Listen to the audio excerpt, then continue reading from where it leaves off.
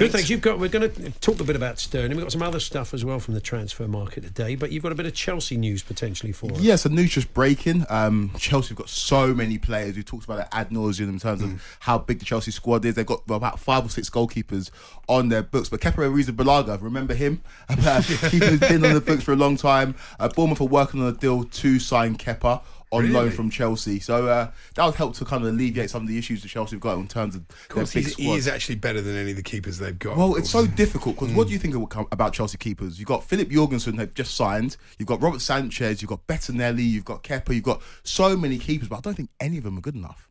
No, I think Jorgensen is the best of them. I mean, he said he's going to commit to Sanchez in the league, but he'll soon change his mind on that. Yeah.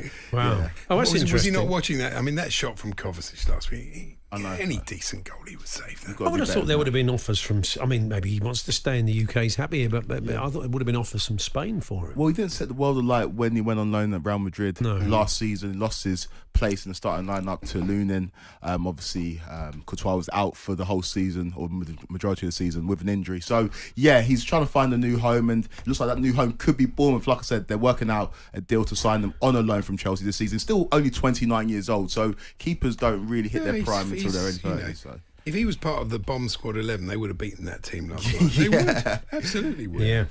Well, we'll come back to Sterling, but let's have a talk about a move that doesn't get done an awful lot. Liverpool to Everton, Liverpool. Yeah, more actually, Liverpool to Everton happens more than you'd think, but Everton to Liverpool doesn't happen very often at all. I was trying to think of some earlier on. Gary Ablett, did Peter Beardsley do that? I'm trying to think, but anyway, Branthwaite. To Liverpool. I mean, what are the chances they want for him, though? I mean, he's a good player. I remember his first game against Chelsea. I mean, I imagine there'll be a Liverpool... He's not worth 70 million. There'll be a Liverpool tariff, I would imagine. There will be as well. And I'm a big fan of the NFL, and they talk about players when they're coming to sign new contracts, setting the market. And I think at the moment, it's a game of chicken trying to work out how much these centre-backs are actually worth. Mark Gurley's that deal's still trying to be worked out. Jarrad Branthwaite's been of interest to Manchester United, now apparently Liverpool. We're looking around the region of 60 to 70 mil for these centre-backs. That it seems extortionate at this point. I really like Jarrad Branthwaite. He's a cultured defender. He can play with the ball at his feet. He's been on loan abroad to PSV where he did very, very well. But he's only really had one season of top-level football where we've recognised him as a starting centre-back in the Premier League side. And he was great last season. He actually scored against Liverpool, which is huge for him, basically the game that kept Everton in the Premier League. And so I can understand why there's a lot of interest surrounding him, but I'm just not too sure if Everton will do a deal with Liverpool. And if they do, it'll be for a lot of money. Yeah, absolutely. I mean, he's been linked with some other clubs as well, so that'd be interesting to see. He was linked with United, but once they went for De Ligt, do you think that's unlikely, isn't it, really? Well, yeah.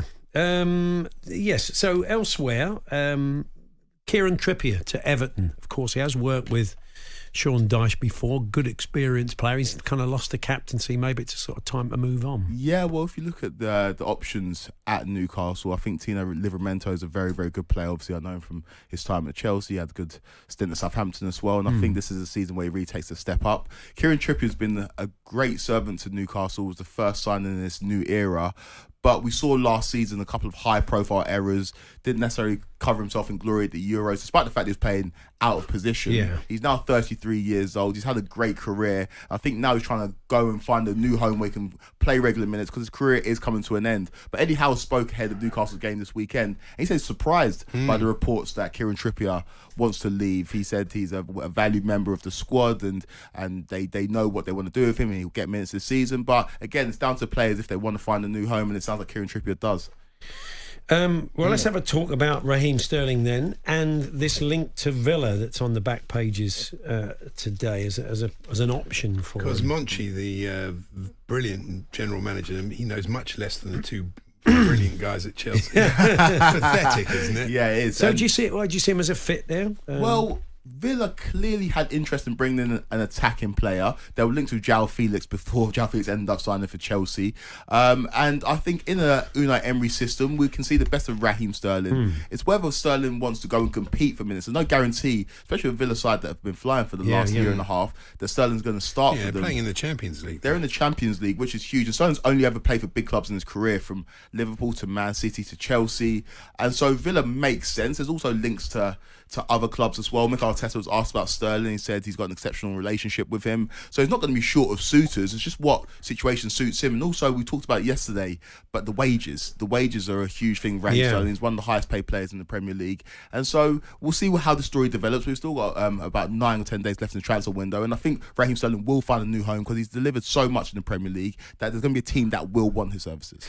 You kind of feel it'll be very busy last week, though, I think. Oh, yeah, absolutely. I think it'd be quite galling for Chelsea to be subsidising the wages of a player when they're a kind of rival club, you know. So it's going to be quite a difficult thing for them. I don't think those two do galling. Because they wouldn't do half the things they do if they were. No. Yeah.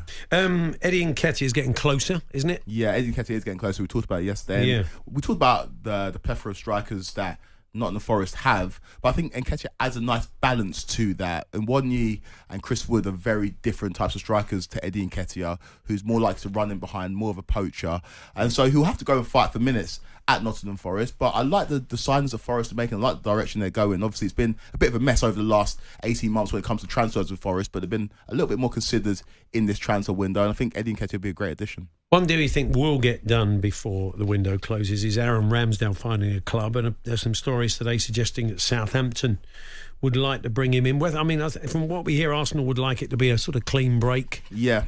Other clubs would be more interested in a loan with a view to buy, I guess. We've heard links to Southampton. We've heard links to Wolves as well. And Aaron Ramsdale's a great keeper. Let's not forget what he's done at Arsenal over the last couple of seasons.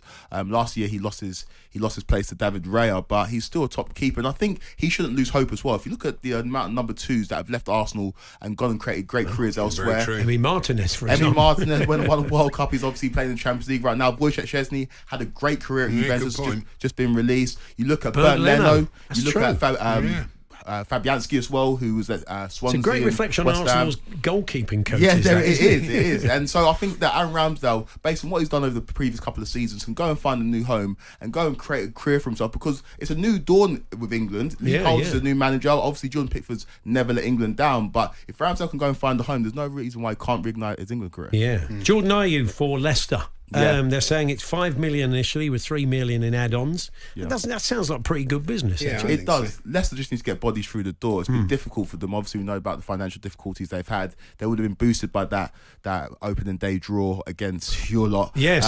And Jamie Vardy looks like he hasn't really lost a step, but they do need to bolster their attacking threat. And I think that Jordan Ayew's shown that at Premier League clubs, he can score goals. Maybe not prolific, but he's a man that can lead the line for a Premier League club if Jamie Vardy can't play 38 games. He's got a good attitude. Bringing in a young whippersnapper at 33 to play alongside Jamie Vardy. Fantastic, Kweku. Thank you very much. I know we'll catch up with you next week. Nice. Kweku Afari there with all the latest in the transfer market. talkSPORT.com. There's more stories breaking there all the time. And we've got a transfer ticker going. We'll do that right up until the window closes next Friday evening. Paul Hawksbee and Andy Jacobs, Monday to Friday afternoons 1 till 4 on AM, on DAB, via the talkSPORT app and on your smart speaker. talkSPORT.